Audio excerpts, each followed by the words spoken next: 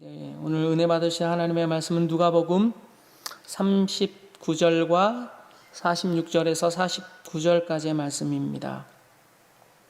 오늘 매일 성경 1월 18일 누가복음 6장 39절과 46절과 49절까지의 말씀 함께 봉독하도록 하겠습니다. 또 비유로 말씀하시되 맹인이 맹인을 인도할 수 있느냐? 둘이 다 구덩이에 빠지지 아니하겠느냐? 46절입니다. 너희는 나를 불러 주여 주여 하면서도 어찌하여 내가 말하는 것을 행하지 아니하느냐? 내게 나와 내 말을 듣고 행하는 자마다 누구와 같은 것을 너희에게 보이리라. 집을 짓되 깊이 파고 주추를 반석 위에 놓은 사람과 같으니 큰 물이 나서 탕류가 그 집에 부딪히되 잘 지었기 때문에 능히 요동하지 못하게 하였거니와 듣고 행하지 아니한 자는 주추 없이 흙 위에 집 지은 사람과 같으니 탕류가 부딪힘에 집이 곧 무너져 파괴됨이 심하니라 하시니라. 아멘. 듣고 행하지 아니하는 자는 이와 같은 제목으로 은혜를 나누도록 하겠습니다. 오늘 본문은요 6장 전체의 측면에서 이해해야 오늘 본문을 제대로 이해할 수 있습니다. 그 당시에 신앙을 주도하는 세력들은요 바리새 운동을 주도하였던 바리새인들이었습니다. 그들은 바벨론 포로기 이후에 철저한 율법 준행을 아주 강조했습니다. 이스라엘이 망한 까닭은 우리가 하나님의 말씀을 잘 지키지 않았기 때문이다. 그래서 철저하게 하나님의 말씀을 지켜야 한다라고 주장했습니다. 그래서 토라에 관한 모든 문제들에 대해서 그들이 주도했고요. 그래서 그때 당시에 모든 신앙 운동을 바리새인들이 주도하기 시작했습니다. 그래서 산헤드린 공회 70인 산헤드린 공회에 많은 사람들이 바리새 신앙 운동을 주도하는 사람들이 요직에 있었고요. 그 각층에 있는 많은 사람들이 바리새 신앙 운동을 따르던 사람들이었습니다. 그런데 이들은요, 그때 예수라는 사람이 나타났는데 수많은 사람들이 예수를 따르기 시작하자 도대체 예수라는 사람은 어떤 사람이야? 주목하기 시작했습니다. 그리고 그 예수라는 사람이 우리 바리새 신앙 운동에 함께 참여해 주기를 또한 동조해 주기를 바라고 있었습니다. 그런데 예수님은 그 종교 권위자들과의 관계에서 약간의 긴장감이 도는 사건들이 발생했고요.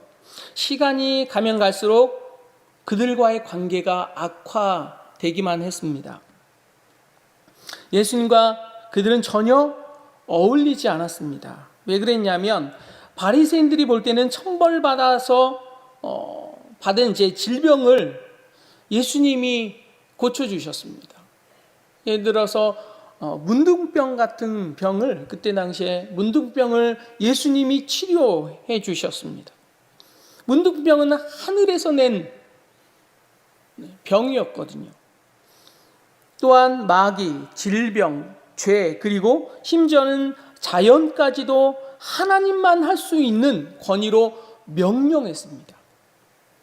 마귀를 쫓아냈고요. 질병을 쫓아내기도 하였고 죄를 사하여 주기도 하였고 심지어는 바다와 바람에게 잠잠하라고 말씀하시자 자연이 그 권위 앞에 순종하여 멈추는 것까지 보게 되었습니다. 또한 죄인들과 함께 어울리는 것을 예수님은 좋아했습니다. 그리고 그 죄인들을 용서해 주었습니다. 죄를 사하노라 이렇게 자기 마음대로 선포해 버렸습니다. 바리새인들이 볼 때는 이 예수님이 전혀 자기네 신앙운동에 동조해 줄 것 같지 않았고 또한 자기네들이 금기시하는 것들을 많이 어기기 시작했습니다. 그러던 어느 날 제자들이 밀밭을 지나다가 시장에서 배고파서 밀을 잘랐습니다. 그리고 손을 비볐고요. 비빈 것을 불어가지고 그 밀과 보리를 먹었습니다. 바리새인들이 볼 때는 안식일에 예수님의 제자들이 한 행위는 추수를 했고요. 그 다음에 탈곡을 했습니다. 그리고 키즈를 내서 밥을 지어 먹은 안식일에 일을 한 죄인들이었습니다. 그러자 바리새인들은 즉각적으로 예수님의 제자들이 불법적인 행위한 것을 모세를 통해 주어진 하나님의 율법에 위배되는 행위라고 비난하기 시작했습니다. 그러자 예수님이 그것에 대한 반론이 6장 3절과 4절에 등장합니다. 예수께서 대답하여 이르시되 다윗이 자기 및 자기와 함께한 자들이 시장할 때에 한 일을 잃지 못하였느냐? 그가 하나님 전에 들어가서 다만 제사장 위에 먹어서는 안 되는 진설병을 먹고 함께한 자들에게도 주지 아니하였느냐? 여러분, 진설병은 누가 먹는 것입니까?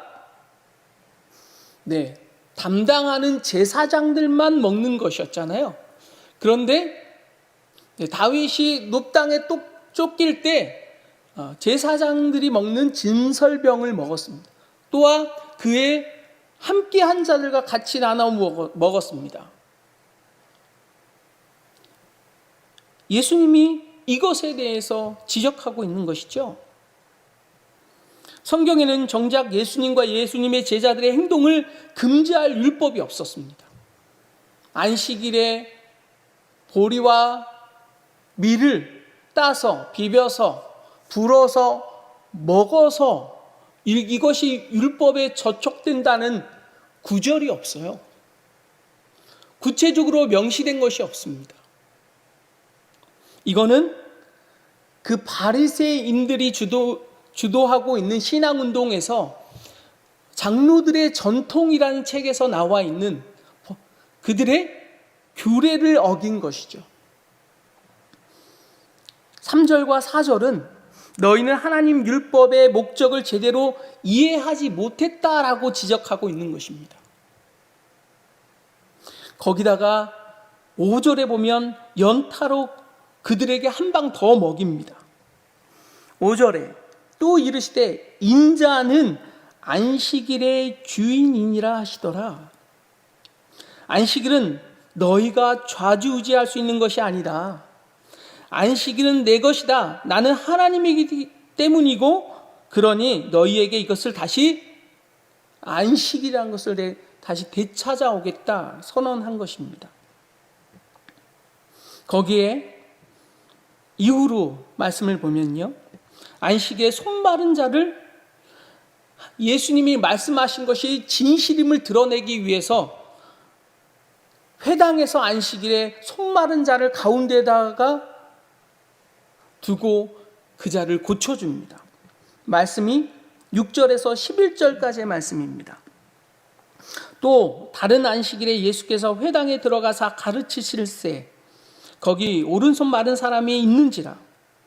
서기관과 바리새인들이 예수를 고발할 증거를 찾으려 하여 안식일에 병을 고치시는가 엿보니 예수께서 그들의 생각을 아시고 손 마른 사람에게 이르시되 일어나 한가운데 서라 하시니 그가 일어나 서거늘 예수께서 그들에게 이르시되 내가 너희에게 묻노니 안식일에 선을 행하는 것과 악을 행하는 것 생명을 구하는 것과 죽이는 것 어느 것이 옳으냐 하시며 무리를 둘러보시고 그 사람에게 이르시되 내 손을 내밀라 하시니 그가 그리하매 그 손이 회복된지라. 그들은 노기가 가득하여 예수를 어떻게 할까 하고 서로 의논하니라.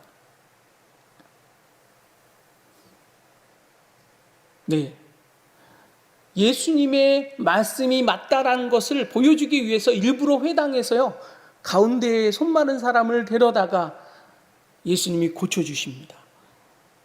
여러분 이거를 어떻게 해석할지 모르시겠는데요. 이 손 마른 사람한테 예수님은 말씀만 하셨잖아요. 가운데 서라. 손을 내밀어라. 그가 그리함에 손이 회복된지라. 예수님이 그 사람을 만진 것도 아니고 어떤 치료를 행위를 한 것도 아닙니다. 여러분 어떻게 해석하세요? 예수님이 어떤 행위를 했으면, 일이라는 행위를 했으면 이것을 뭔가 딱 집어서 얘기할 텐데 얘기하기가 참 모호합니다. 근데 고쳐는 놨습니다. 그것을 보고 바리새에 운동하던 그들은요, 예수님과 신앙을 같이 할 수 없다는 것을 그들이 거기서 확연하게 봅니다. 그리고 예수님을 어떻게 죽일까? 드디어 그들과 신앙 노선이 확연하다는 것을 깨닫기 시작하자 이제 적대적으로 예수님을 죽이려고 하는 것입니다. 그런 후에 예수님은요, 수많은 사람들이 예수님을 따라다녔거든요. 그리고 수많은 그 제자들 중에 딱 12명만 선택해서 그들을 무엇이라 합니까? 사도라 합니다. 사도라라고 그들을 칭하시며 그들에게 제자로 불렀습니다. 그래서 그 12제자를 처음으로 제자 훈련하는 과정이 무엇이냐면 산상수훈입니다. 오늘 누가복음에는요, 평지설교라고 우리 신학 하는 사람들은 말을 하거든요. 마태에서는 그것을 똑같은 내용인데 산상수훈이라고 얘기했고요. 누가복음에서는 그것을 평지설교라고 했습니다. 이것이 무엇이냐? 예수님이 12제자들을 데리고 산에서 혹은 평지에서 제자 훈련을 한 것입니다.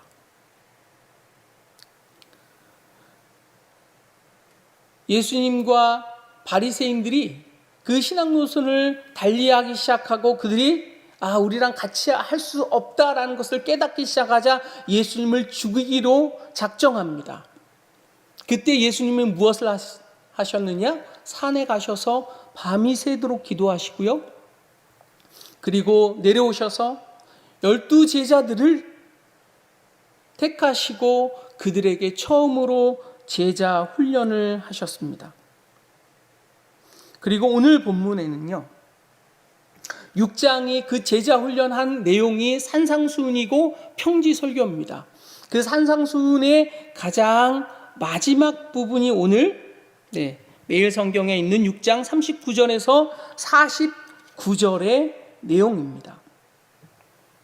이 안식일 논쟁 사건 후에 예수님은 자신의 교훈이 당시 신앙운동을 이끌고 있던 바리새인들과 전혀 같이 할 수 없음을 아시고 그들의 제자를 택하여 훈련하시면서 자신이 십자가에 달려 죽고 부활하신 그 다음에 그 복음을 전하여야 하였기에 제자들을 따로 훈련을 시작하신 것입니다. 예수님은요, 6장 20절부터 49절에서 그저 모세의 율법을 성취하고 대신할 사람, 자신의 새로운 율법을 제시하시는 것만이 아니라 원래 하나님은요, 맨 처음부터 사람을 위한 법을 가지고 계셨습니다. 아담을 창조하실 때 그에게 처음으로 하신 말씀, 무엇을 해야 하고 사람이 무엇을 하지 말아야 하며 무엇을 해도 되는가에 대해서 창세기 1장 28절에서 29절 또한 2장 16절에서 17절에 말씀해 놓았습니다. 하나님이 그들에게 복을 주시며 하나님이 그들에게 이르시되 생육하고 번성하며 땅에 충만하라, 땅을 정복하라, 바다의 물고기와 하늘의 새와 땅에 움직이는 모든 생물을 다스리라 하시니라. 하나님이 이르시되 내가 온 지면에 씨 맺는 모든 채소와 씨 가진 열매 맺는 모든 나무를 너희에게 주노니 너희의 먹을거리가 되리라. 야훼 하나님은 그 사람에게 명하여 이르시되 동산 각종 나무의 열매는 내 임의대로 먹되 선악을 알게 하는 나무의 열매를 먹지 말라. 내가 먹는 날에는 반드시 죽으리라 하시니라. 이렇게 했는데 어떻게 했습니까? 아담이 그걸 어겼습니다. 그래서 모세를 통해 다시 율법을 사람들에게 전달해 주었습니다. 그들이 가장 행복하고 이 법대로 순종하면 하나님과 온전한 관계에서 온전한 행복을 누릴 수 있는 방법, 율법을 제시했는데 그 율법을 어떻게 했습니까? 네, 이스라엘 백성들이 따르지 않았습니다. 그래서 예수님이 다시 이 땅에 오셔서 새로운 율법을 주십니다. 그 율법이 무엇이었냐면 산상수훈이고 평지설교입니다. 천국 하나님의 나라를 소유한 사람들은 이렇게 살아야 한다라고 다시 말씀을 주신 것이 산상수훈입니다. 새로운 행동의 기준, 그 기준을 외적 준수보다는 내적 성품에 관련되어 있는 내용이 주로 산상수훈입니다. 하나님의 백성의 생활에서 가장 먼저 볼 수 있는 것은 놀라운 가치의 새로운 가치관의 전환이었습니다. 구약시대의 율법을 새롭게 전환하는 것, 그리고 하나님 백성답게 살라는 것이죠. 그 사랑의 부르심에 따라서 원수를 용서하라, 이런 여러 가지 말씀을 주셨습니다. 오늘 39절에서 49절은요 그 평지설교의 기준으로 말하라는 것입니다. 행하라라는 것입니다. 하나님의 나라를 소유한 백성답게 살라라는 것이죠. 그리고 맨 마지막에 오늘 본문과 같이 이렇게 말씀하고 계십니다. 듣고 행하지 아니한 자는 주추 없이 흙 위에 집은 사람 같으니 당류가 부딪힘에 집이 곧 무너져 파괴됨이 심하니라 아니라. 하나님의 말씀을, 예수님의 말씀을, 그 평기 설교했던 그 말씀을 너희들이 이제는 지켜 행하라라는 것이죠. 그래서 맹인이 맹인을 인도할 수 없다라는 것입니다. 서기관과 바리새인들이 정해놨던 장로들의 전통, 그 전통을 지킬 필요가 없다라는 것입니다. 그리고 예수님의 말씀에 순종하라라는 것이죠. 그리고 바리새인들은 늘 지적하고 너 왜 율법대로 생활하지 않아? 그렇게 지적했는데 자기들뿐은 못 본다는 것입니다. 정작 하나님의 말씀은 제대로 깨닫지 못한다는 말씀이 오늘 본문의 말씀입니다. 우리는 늘 하나님과 더불어 동행하고 하나님의 말씀을 준행하며 살아가는 존재라는 것입니다. 기도하겠습니다. 하나님 아버지, 새로운 말씀을 우리 가운데 더하여 주시어서 그 말씀대로, 예수님의 말씀대로 듣고 순종할 수 있는 자 되게 하여 주옵소서. 2021년도 그리하며 나갈 때 주님께서 하나님 우리 가운데 복을 더하여 주시고 하나님의 은혜와 긍휼을 더하여 주옵소서. 예수님의 이름으로 감사하며 기도하였습니다. 하늘